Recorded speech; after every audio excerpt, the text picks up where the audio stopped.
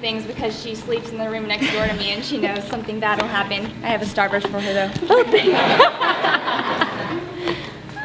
When I was 10, my cousins and I decided we needed to step up our game with our grandma before she started Christmas shopping.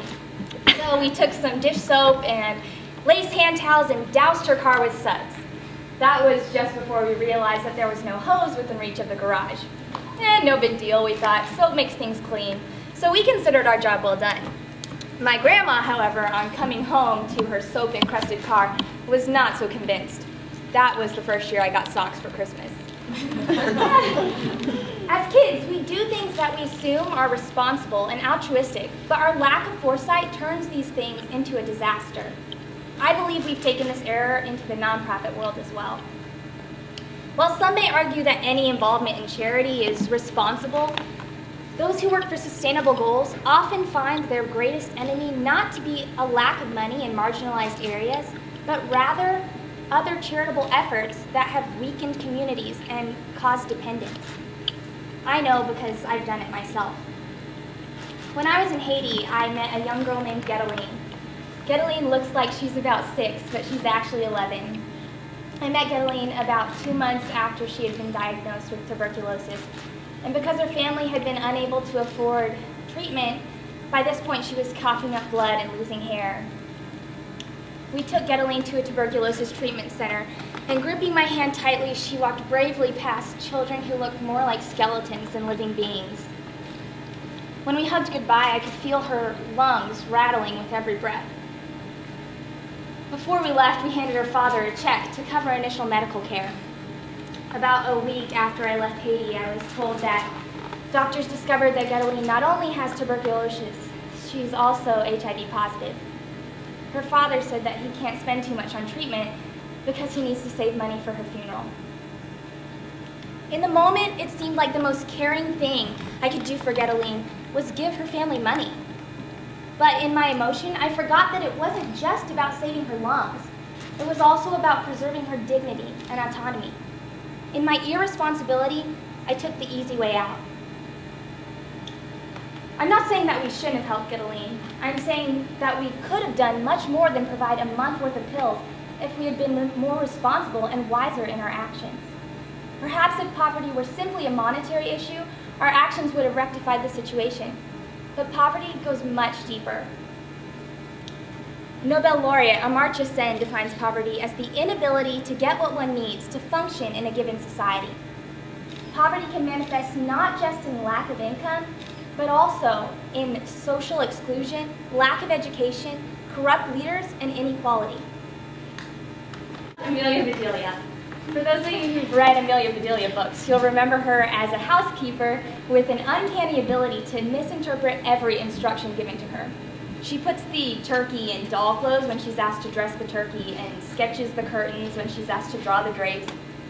Amelia messed everything up because she didn't understand context. As a college student who goes to a school where even the flowers have an endowment fund, I can't possibly claim to have more expertise in a rural, low-income area than someone who lives there and understands the daily struggles and successes. The more involved locals are in initiatives, the more appropriate those interventions will be to the nuances of that culture. When this precept is forgotten, people can become so used to depending on others for direction and welfare that they're weakened and forced to be subjected to projects that are inappropriate to their situation. Community-based development not only increases the chances of success, it also promotes ownership of a project and empowerment in a community. As we move to involve locals more, our hope is that they will eventually be the ones driving social change, and outsiders will move to a supportive role. Recently, needs-based development has become all the rage in philanthropic circles. But while assessing the needs of a community is important, beginning anything by looking at its weaknesses and areas of failure instills insecurity and overlooks strengths.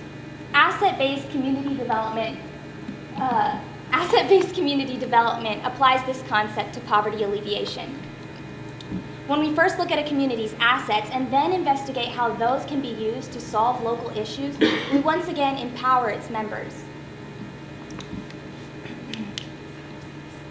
This helps us to increase internal solutions and discourage top-down interventions.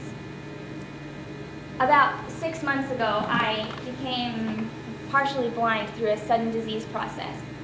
For the first few months, I was completely blind, and I learned this to be true in a very personal way. My very helpful but overeager father wanted to do everything for me, including airplane food into my mouth like he did when I was a toddler. Well, I consider one of my greatest strengths to be eating, so I was frustrated when he tried to take that from me. In a more serious way, when we encourage people to use their own skills and abilities to solve problems, we instill worth, and that in itself rectifies a fundamental problem of poverty, powerlessness. Needs-based community development focuses on survival, whereas asset-based community development emphasizes change. So what happens if we implement these things? Well, empirical data is rare, but studies have shown that projects with these components are more effective and more sustainable. But more important than any study, in my mind, is that image of Getaline. What will you do to help bring about a world where kids like her won't have to depend on some nice Americans for their very survival, and fathers won't have to plan for their children's funerals?